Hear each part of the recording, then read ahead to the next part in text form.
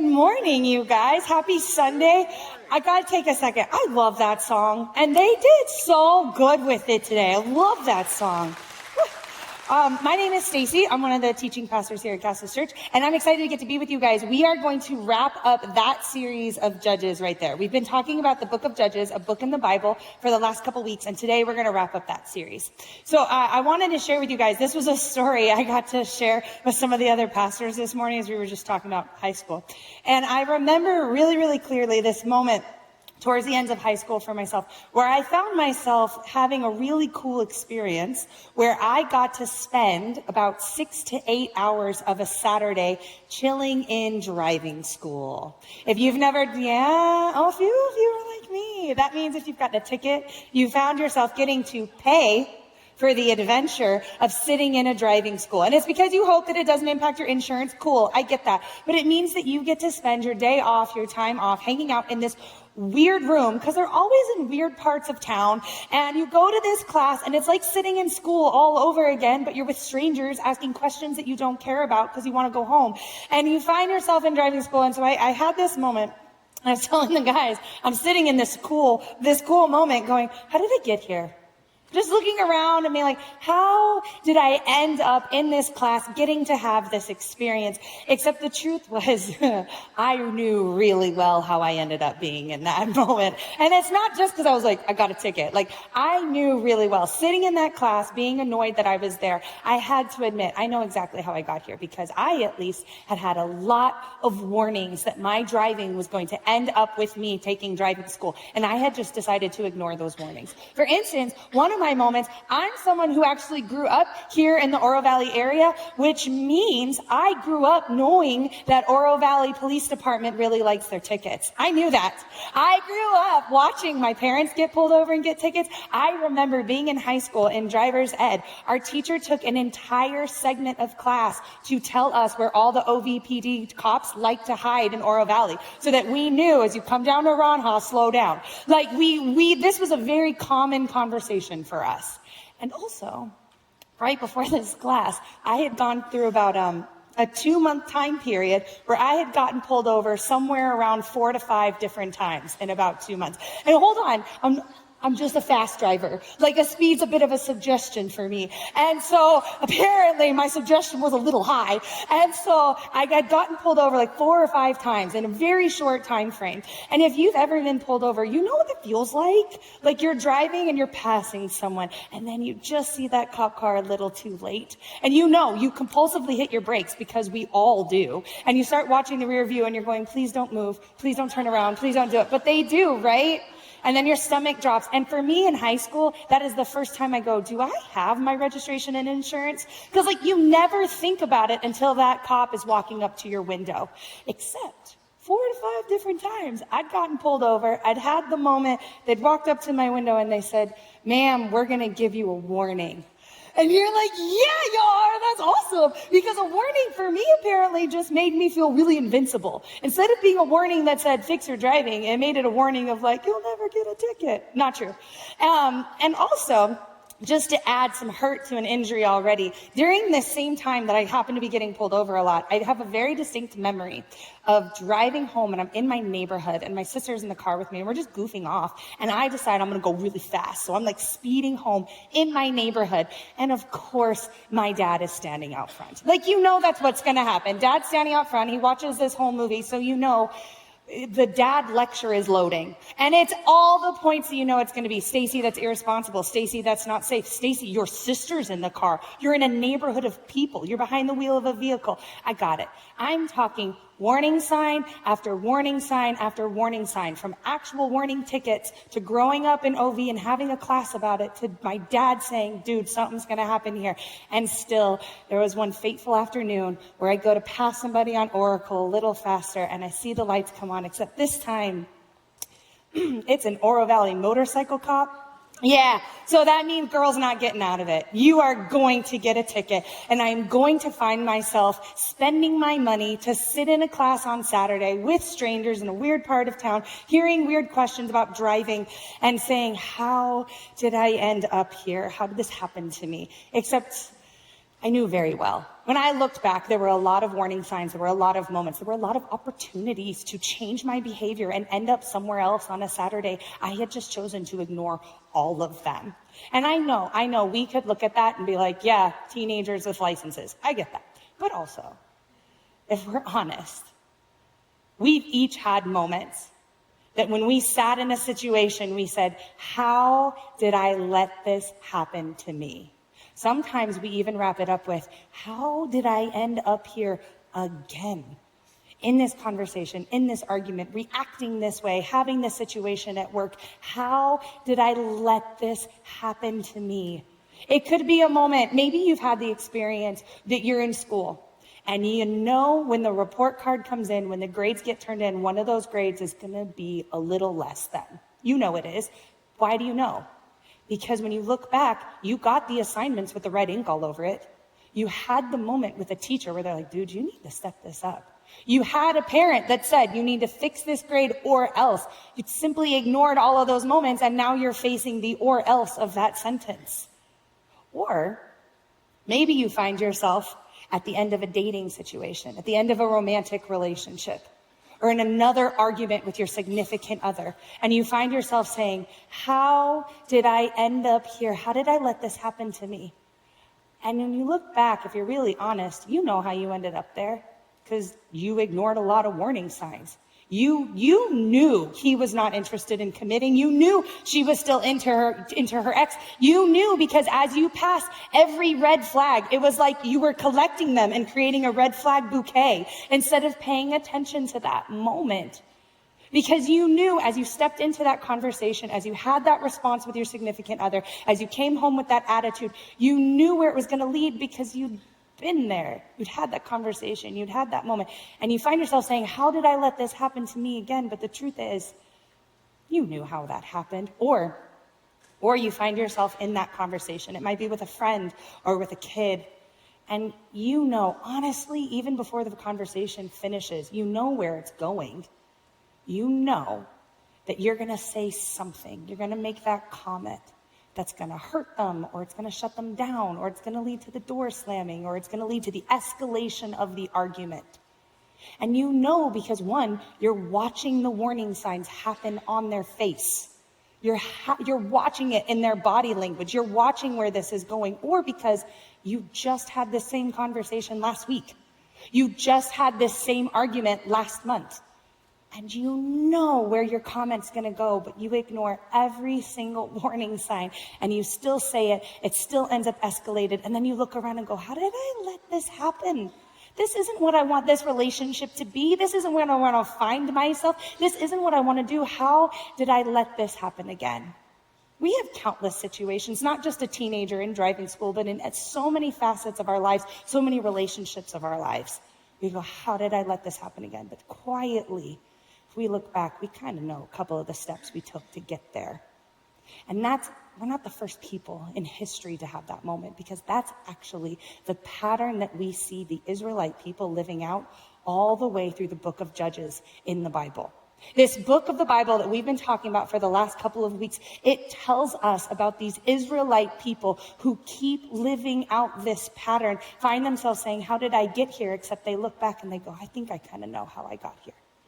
And so today, to wrap up that series, we're going to take a look at that pattern of the Israelite people, because I think it provides an opportunity for you and I to talk about something that might be really difficult, but might also be something that's really important. And that is, if you and I do not learn from our history, if we do not learn from our history and the warning signs and the reactions and the examples around us, if we do not learn from our history, then you and I are destined to repeat it. If we don't learn from our history, then like the Israelite people, we are destined to end up in a pattern of finding ourselves saying, how did I let this happen? How did I get here again? Even if we know some of the steps. So that's what we're going to be talking about today as we finish up our series on the book of Judges. So to do that, just so you know, we're going to be looking at Judges 2. If you're a person who likes to turn to that, know that that's the chapter we're going to be in. They'll also be on the slides, so just know that too. But as we get to the book of Judges, there's a couple of things that are important to know. What has happened is the Israelite people, God has said, I will be your God and you will be my people. And you are going to live differently than other nations around you. As this young Israelite nation starts to set themselves up and establish themselves as a nation, God has said, here is this promised land. Follow these 10 commandments and I will be your God. You're going to look different than others, but you will be set up as a nation and we are going to do great things together. And so what he does is he actually raises up these people that we would call judges, because they don't have a king at this time. But when I say judges, I don't just want you to picture what we might, like the black robe and the gavel and like a legal system. It's more like he raises up these leaders who will be spokespeople for God. They're going to show up and help the Israelite people with wisdom, sometimes running a military, to be able to know what it is to follow God. Except then the pattern starts. So here is how Judges 2 talks about it. As the Israelite people are setting up in the promised land and they're starting to figure out what it means to be God's people. At this time, after that, a whole generation had been gathered to their ancestors, meaning there were these leaders that were helping them set up in the promised land in time past, that all of those leaders passed away. And so another generation grew up who knew neither the Lord nor what he had done for Israel. And then the Israelites did evil in the eyes of the Lord and served the Baals. They forsook the Lord their God of their ancestors, who had brought them out of Egypt. They followed and they worshipped various gods of the people that were around them. They aroused the Lord's anger because they forsook him and served Baal and Ashtoreths. So we painted this picture of people, of a group of people, and we're told they once knew God. They once knew God and trusted God and followed God and obeyed God. They once had stories of how God had shown up in their history and shown up in the history of their people. And they said, we will be your people and you will be our God. We had people that once had that, but then life happened. And uncertainty stepped in, and difficulty stepped in, and exhaustion and stress and fear and insecurity and instability. And in those moments, when they went to reach for something that said, maybe this will help me through it, maybe this will stabilize me, they took their eyes off God and they looked around them. And rather than being set apart, they said, I'm going to take their customs and their laws. I'm going to treat people like they do, even to the point that I will worship their gods. And we see this cycle start to happen with the Israelite people. That in life, they start to make these choices of looking like everybody else to the point they'll worship other gods. And these choices start to lead them into harm and into oppression and into difficulty. And they find themselves saying, how did we let this happen? How did we get here? How did we become these people?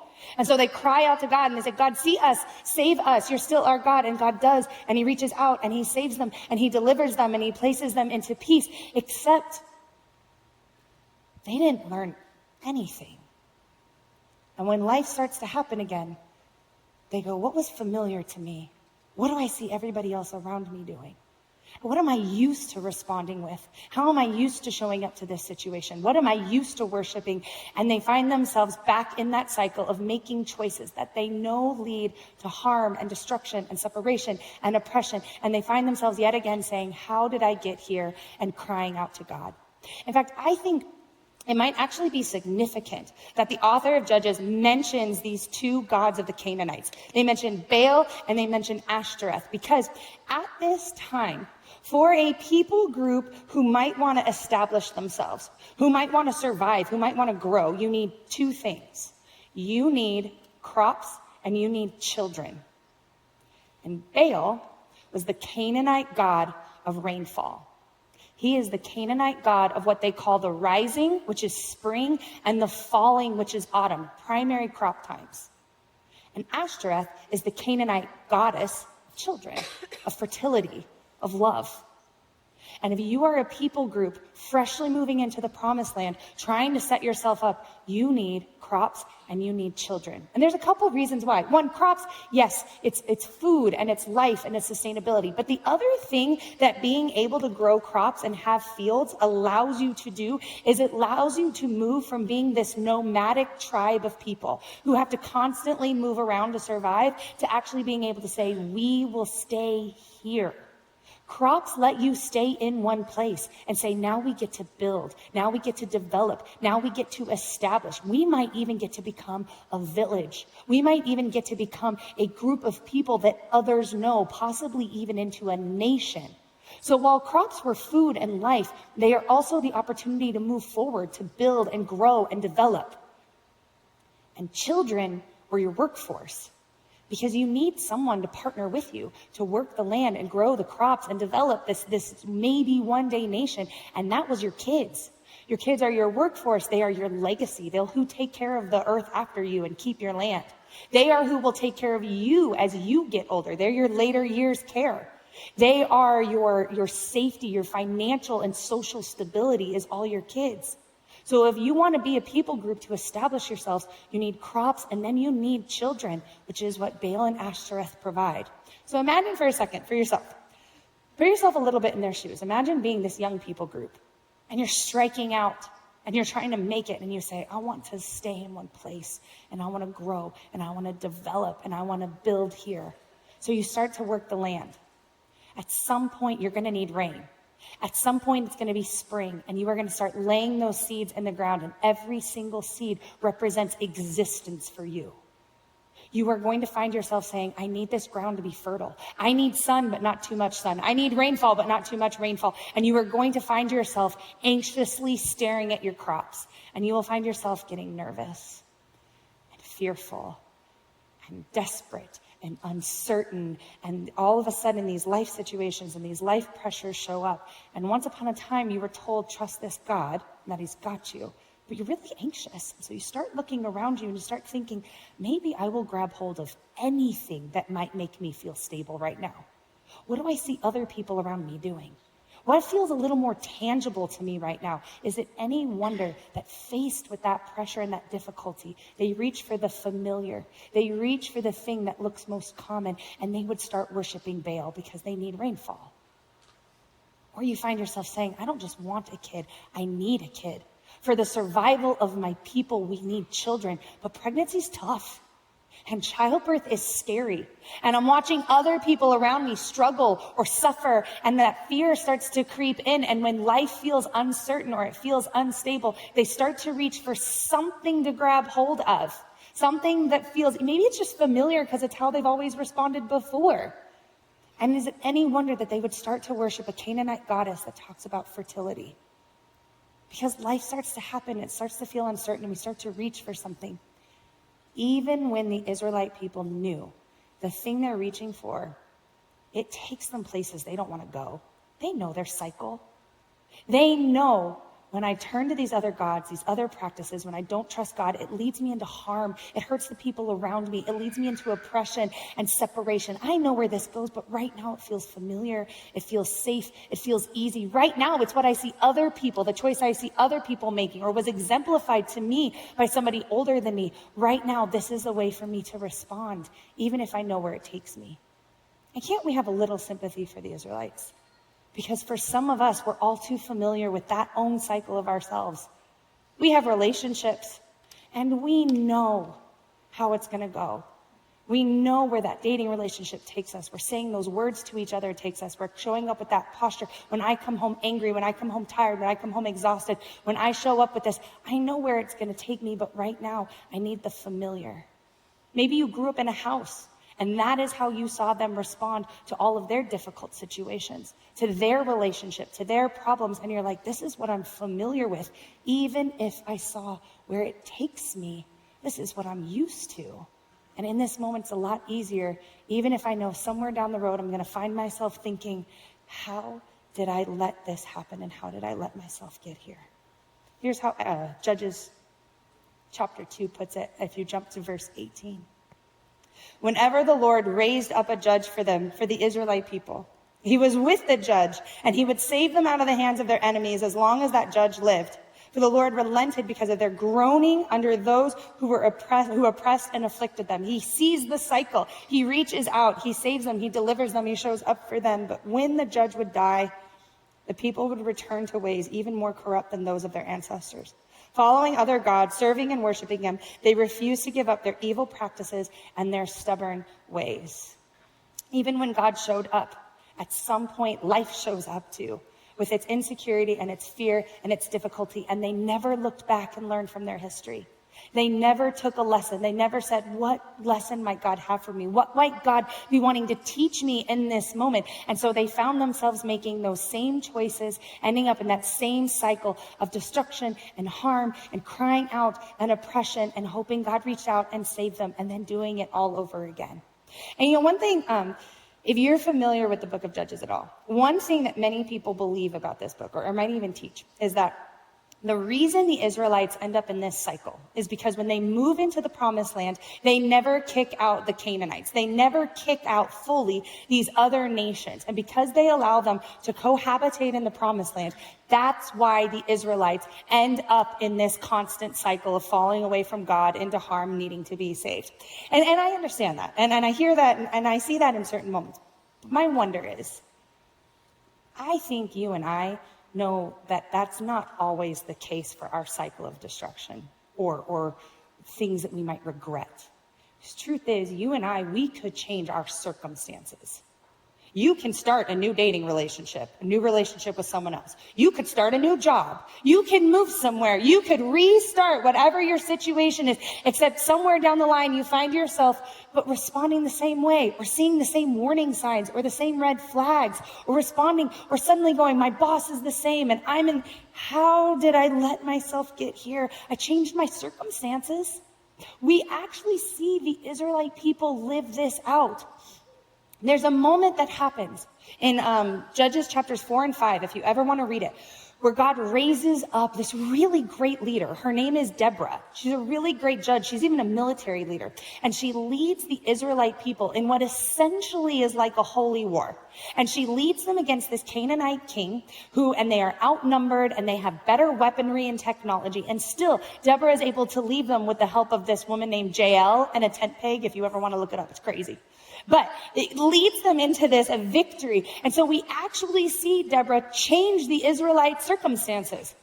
She wipes Canaanite out. She wipes out Baal and Ashtoreth. And we're told that the Israelite people enjoy 40 years of peace after this war with Deborah. She changes their circumstances. And the very next verse at the top of Judges 6:1 says, and the Israelites did evil in the eyes of the Lord. But she did it. She changed her circumstances. She got rid of everything that was around them. But the Israelite people had never looked back. They never learned from their history. They never took a lesson and said, the next time life feels scary, what can I do? What other choice might I make that I get to end up in a different outcome? And so, you and I get to spend an opportunity to say, I don't want to do that. I don't want to keep living in this cycle. I don't want to end up like the Israelite people in that cycle. I don't want this cycle in my life. I find it frustrating or exhausting, or it makes me sad, or I see other people living in constant cycles, and I don't want that for me, for my job or my relationship or my finances. I want something different. And so what that means is you and I have the opportunity to do something really difficult, which is to learn from our history so that we do not have to be destined to repeat it. And while it's going to feel simple, the first thing that we have to do, if we want to break out of that cycle, the first thing we have to do is actually pause and look back and learn from our history. It sounds simple, but let me tell you, that takes such bravery and courage and vulnerability because it's so difficult. We would much rather get through a situation and go, nope, I'm going to keep moving on. Maybe I'll just move faster, or I will numb, or I'll push it away, or I'll box it up, or I'll pretend it didn't happen. I'll avoid it. I'm sure next time will be different, except we didn't learn anything, except it's all still right there with us. If we want to learn from our history so we don't repeat it, we actually have to give ourselves the space to look back and learn from our history. That means look back and look at some of those warning signs that we ignored. Why did we ignore them? It might mean look back and ask myself some questions about how I felt. What were my emotions? Why did I respond that way? And this can be so scary. For some of us, if we take too much time looking at our history, looking at those warning signs, honestly, we feel a little dumb. Why didn't we see them? Why did I keep inviting that into my life? We might feel a little guilty. Why did I say that? Why did I respond that way? We might feel angry. We might feel hurt. There might be fear there. There might be insecurity there. There might be stuff in our past that's just tough to deal with, to ask about, to look at, to face.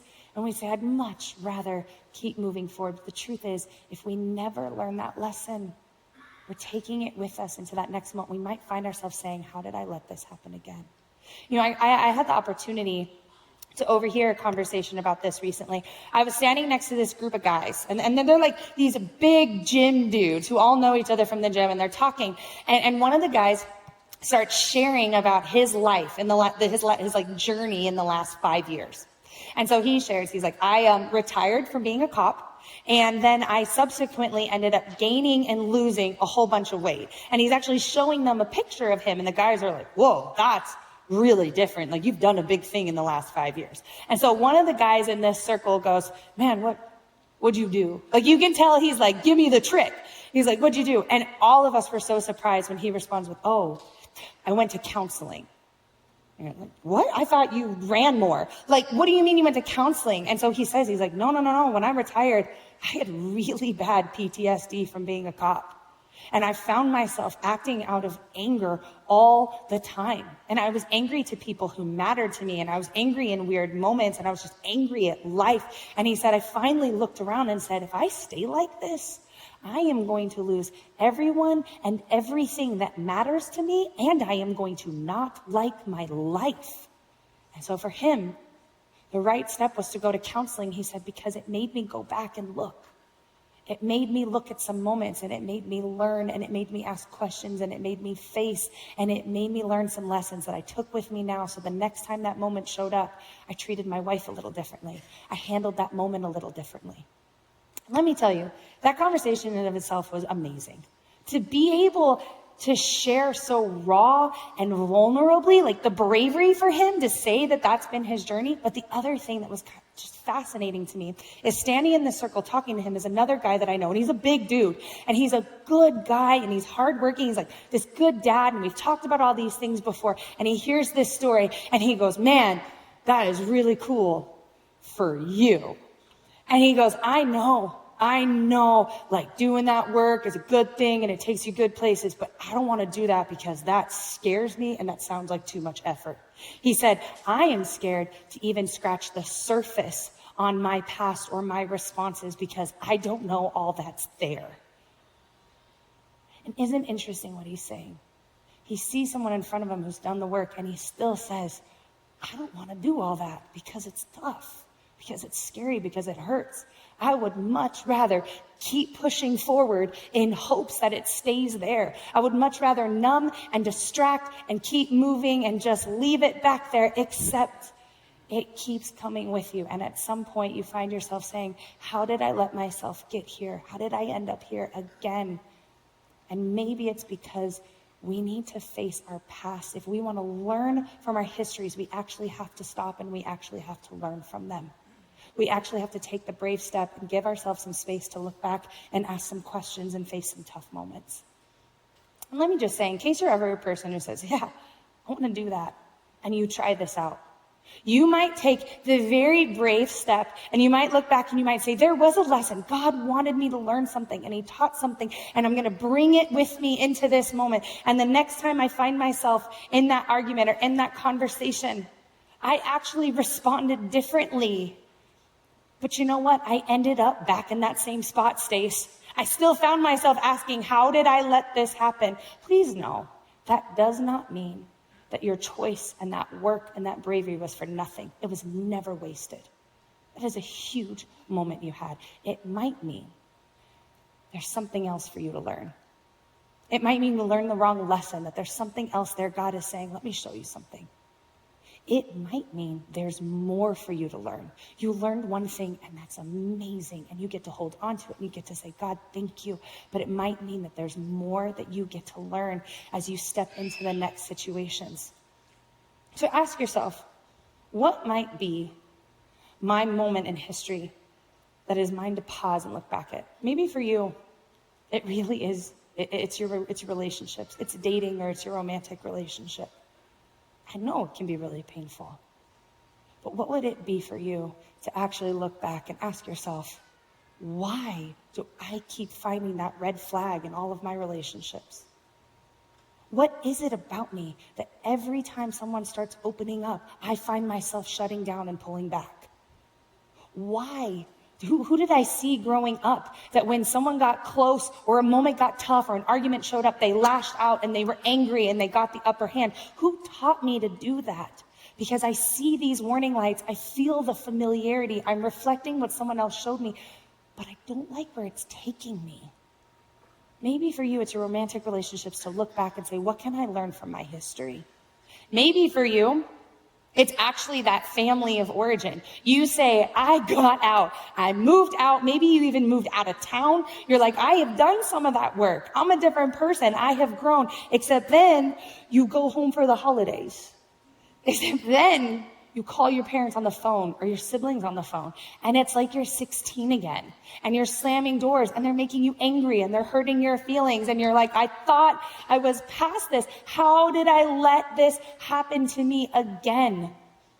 Maybe for you, there's something in that family history about how you respond, about why it hurts, about why it makes you angry, why you slam the door, why you keep reverting back to 16-year-old you. That's yours to get to learn. Maybe God has something that he wants to teach you, because maybe it's not waiting for your family to change. Maybe it's actually saying, if I want this outcome to feel different, I need to learn something and I need to change how I show up to this moment or to this situation. Parents, we look at our kid and we look at our kids and we say, I want to be a good parent. I want to know them and I want them to know me. I want to know them now and I want to know them in the future. And I want to help shape them and I want to show up in tough moments and I want to guide them. And then this moment shows up and you're like, it's the same argument again. It is that rule. It is that that anger. And I know what's going to happen. We're going to enter in this conversation and my kid's going to explode, and then I'm going to explode, and then they're going to leave the room, or they're not going to call me back, and I'm going to find myself exhausted saying, why am I back here again? You might even say, and I know I'm going to be back here next week, next month, next phone call. And you don't want that. No parent wants that. No kid wants that. What if God's got a lesson he wants to teach you somewhere in that history, somewhere through that conversation, somewhere through how you show up as a parent, how they show up as a kid? What if there's an opportunity that if you pause and you reflect on your history, you say, next time I might say something different. I might show up with a different posture. I might see what it looks like to trust God and not just reach for the thing that feels so familiar. For others of us, this cycle isn't actually in our relationships. It's actually in how we respond when life feels tough. When life feels stressful or uncertain or shaky, we have something that's really familiar for us to reach for. It might be an angry response. It might be a person. We just need a relationship. It might be shopping and debt. It might be substances. We have something that for us has become really familiar. It might be the thing that we grew up and we saw our parents reach for when life was really scary. And now when it comes to work and things get stressful, we reach for the same thing. We respond the same way. But we know where it's going to take us. That coping mechanism does not serve us. And I don't want to end up back there saying, how did I let this happen again? Maybe there's something, even though it's familiar, even though it's what you see other people do, it's something for you to get to learn and say, I don't want that to be a part of my story anymore, and I have something to learn. And as you do that, what I think is important for us to be reminded of, and it's something the Israelite people in every step of their cycle got to be reminded of time and time again, and that is, whether you and I bravely choose to look at our history and learn some lessons and ask what God has to teach us, you and I get to know, trust, believe, and rely on that God is always with us. That a God who loves you and me and the person next to you unconditionally, with goodness and grace and compassion and boldness and bravery. The God of the ages, the God who showed up for the Israelites every time they cried out and said, do you see me and are you there? Are you still our God? That God says, you are my kid. I know your name. I know the cycle you're in, and I'm still right here. I am still always reaching out a hand for you. I am with you in your history. I am with you as you're trying to learn something new. I am with you as you're trying to bravely step out in a different pattern. That God is with us. And sometimes that means he actually sets up space for you and I to get to learn, to get to do this hard work. We're told at the end of Deborah's story, right before we're told that they have 40 years of peace after this holy war. This is what Judges 5 verse 31 says. So may all your enemies perish, Lord. But may all who love you be like the sun when it rises in its strength. When we remember to trust and know and obey and follow God, even when life is scary, even when life is uncertain, may we remember that you are with us. And then the land had peace for 40 years. That word peace, it actually paints a picture of rest, of a pause, taking a deep breath and taking a break. What if God gave them 40 years, a generation of time, and he said, take the time you need to learn. Give yourself some grace, some kindness as you courageously learn the lessons that are there for you, that you might get to make a different choice. Now, the Israelite people, they did not take advantage of that rest, but that doesn't mean that you and I don't get to. That you and I cannot say, I want to learn from my history because I don't want to be destined to repeat it. That doesn't mean you and I can't take advantage of that rest and that truth and that knowledge that God is with us as we bravely look back and say, what is it that is mine to learn? God, what is my lesson? And the other thing to know about God being with you through this, just so you know, because sometimes we just forget, I hope that you know, you don't scare God. It sounds simple, but sometimes we think we do. You do not scare God. He's seen some stuff. And that stuff is bigger than anything in your history. It just is. There is nothing about you that God finds overwhelming. If you sit down with God and go, okay, let's say you're with us. I need to talk about this part of my history. There's no part of God that's like, whoa, that might be too much for me. This is the God that walked with the Israelites, that walked them through the Exodus from Egypt, that walks them into the promised land, that has been with people for all of history, for all time. You can't scare him. And that means when you show up with God and you get to trust he's with you and you get to do the tough work of asking, okay, God, what is it that you're teaching me? What is it that I get to learn? You do so knowing I get to be my most honest self with you. Because sometimes that's actually our cycle. Is that we put on a mask and we pretend that we are okay and we pretend everything is fine and we stuff stuff down and we show up. And sometimes that's the thing that we keep finding ourselves saying, how did I get here? And it's because I'm not true about who I am. And this God is big enough to handle your most honest self, even on the scariest day of your history. Even in the toughest lesson that you need to learn, you want to learn, whatever warning sign you have ever ignored or driven past or repeated in your history, you can't scare him. You can't overwhelm him because God is with you and he loves you and he knows your name. He says, let's go do this together. Because what if you and I get to be people who say, I don't want to repeat my history. I want something different. I don't want to end up like the Israelites constantly in this cycle with God where I'm constantly crying out and then making the same choice. I want to learn God. What if we get to be people who take the time, the effort, the grace, and the bravery to look back and say, it's tough, but I want to learn those lessons because the next time I show up, I want to make a different choice and possibly end up in a different outcome and just see what that might do, not just for me, but for my kids. Not just for me, but for my grandkids.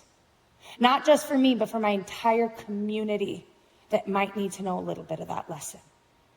What if we got to be that church that did that? If you guys would join me in praying. God, thank you. Honestly, God, thank you for the story of the Israelite people. Thank you for showing us how you are always there and giving us the strength and the bravery to break out of whatever moment we think might have us, God. God, I'm thankful for all the ways you keep showing up for us with love and grace and compassion. I pray that you would help our eyes and our heart be open to see you every moment of every day. In the name of Jesus, amen. All right, you guys, I hope that you know Next Steps is over here. People to meet you, to answer some questions, to talk about next steps of connection here. And we also, I believe, have guest services and outreach over here if you've got questions about what it means to get connected there or to be able to volunteer. Otherwise, have an excellent Sunday, you guys.